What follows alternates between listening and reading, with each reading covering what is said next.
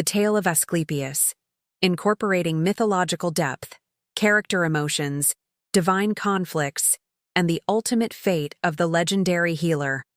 The Tale of Asclepius, the mortal who defied death. The birth of a healer, Asclepius, was born into tragedy and divine favor. His mother, Coronis, a mortal princess of Thessaly, had once been loved by Apollo, the radiant god of prophecy and healing. However, while carrying Apollo's child, she betrayed him by falling for a mortal man. When a white raven, once black before this event, brought the news of her infidelity to Apollo, the god, in his fury, cursed the bird, turning its feathers white. Enraged, Apollo sent his sister, Artemis, to strike Coronis down in vengeance. Yet as Coronis's lifeless body was laid on the funeral pyre, Apollo, overcome with regret, used his divine power to cut the unborn child from her womb. He entrusted the infant to the wise and noble centaur Chiron, the greatest of teachers, who raised Asclepius in the ways of medicine, instilling in him knowledge beyond that of any mortal physician. The gift of healing. Beyond mortality, under Chiron's tutelage, Asclepius learned the art of healing, surpassing even his divine father. He studied the properties of herbs, the mysteries of the body, and the ways of alleviating pain and curing disease. His skill became so great that he not only healed the sick but discovered the means to revive the dead. Legends differ on how Asclepius gained this power. Some say he received the secret from the Gorgon's blood, for after Perseus slew Medusa, Athena gifted 2 vials of her blood to Asclepius. One held the power to cure, the other to destroy. Others claim that a serpent whispered the knowledge to him, for serpents, symbols of renewal and wisdom, often appeared at his side. Indeed, even in later depictions, Asclepius is shown carrying a staff entwined by a sacred serpent, a symbol of healing that remains in modern medicine. The wrath of Hades and the judgment of Zeusward spread of Asclepius's miracles. Kings and heroes sought his aid, and grieving families came pleading for him to restore their lost loved ones. And he did.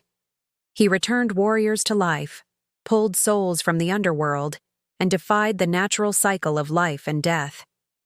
But this power did not go unnoticed. In the underworld, Hades, lord of the dead, grew furious. The dead were vanishing from his realm, souls escaping his domain, and his rule over mortality was threatened. He stormed to Olympus, demanding justice. If Asclepius is allowed to undo death itself, Hades argued before Zeus, king of the gods, then no mortal shall ever fear their fate, and my kingdom will wither into nothing. Zeus, always mindful of the balance of the cosmos, saw the danger in Asclepius' power. He ruled that no mortal, not even one of Apollo's blood, should hold dominion over life and death itself. In a single decisive moment, Zeus hurled a thunderbolt from the heavens, striking Asclepius down, ending his mortal life. The apotheosis. From mortal to god Apollo, heartbroken and enraged at Zeus's judgment, retaliated by killing the Cyclopes, the divine smiths who had forged Zeus's thunderbolts. As punishment, Zeus banished Apollo from Olympus for a time, forcing him to serve as a mortal shepherd. Yet even in his fury, Apollo could not let his son's legacy be forgotten. Moved by Apollo's sorrow and recognizing Asclepius's greatness, Zeus relented. He raised Asclepius to divinity, placing him among the stars as the god of medicine and healing. He was worshipped across Greece, and sanctuaries known as Asclepieia were built in his honor, where the sick sought miraculous cures. His priests, known as therapeuti, followed his teachings, treating the ill through ritual, sleep, and the interpretation of dreams. The legacy of Asclepius. Even in divine form, Asclepius remained a healer, offering guidance to physicians and watching over those in need. His symbol, the staff with a single serpent, became an enduring emblem of medicine, distinct from the caduceus of Hermes. Thus, Asclepius, once a mere mortal, became the divine guardian of health and healing, eternally revered for his defiance of death itself. The descendants of Asclepius, Hygeia, and the divine healers. Asclepius's legacy extended far beyond his own miraculous healing abilities. He fathered several children, many of whom personified aspects of medicine and health. The most famous among them was Hygeia, the goddess of cleanliness, hygiene, and preventive health, whose name survives in the modern word hygiene.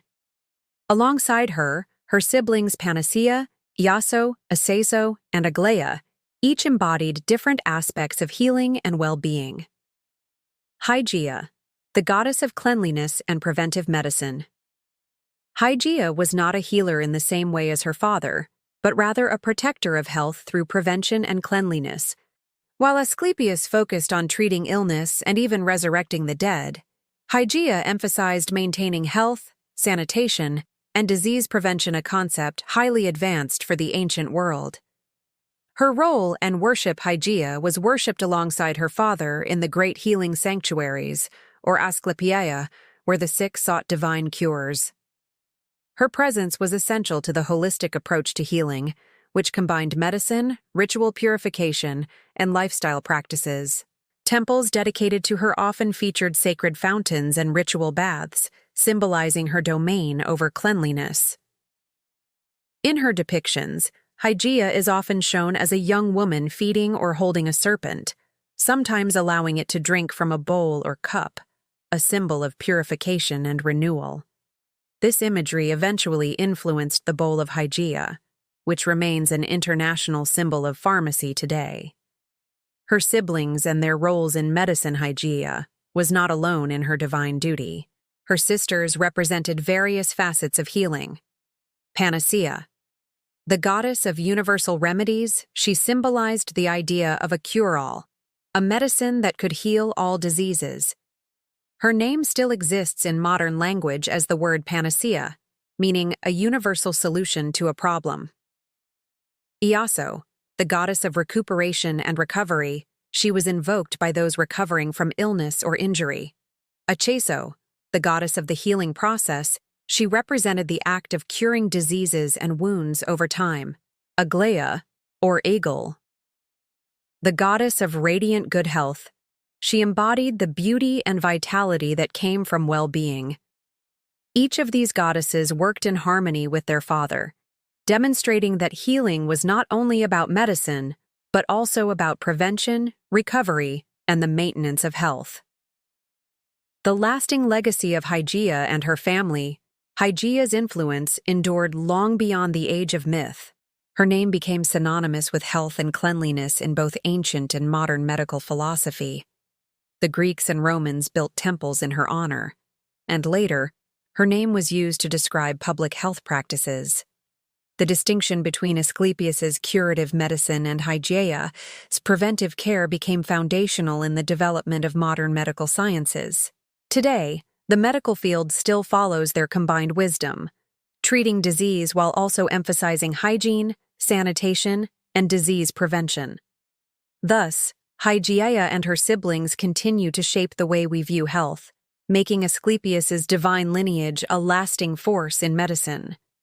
Would you like more details about Hygeia's worship, symbols, or the healing practices of the Asclepian sanctuaries?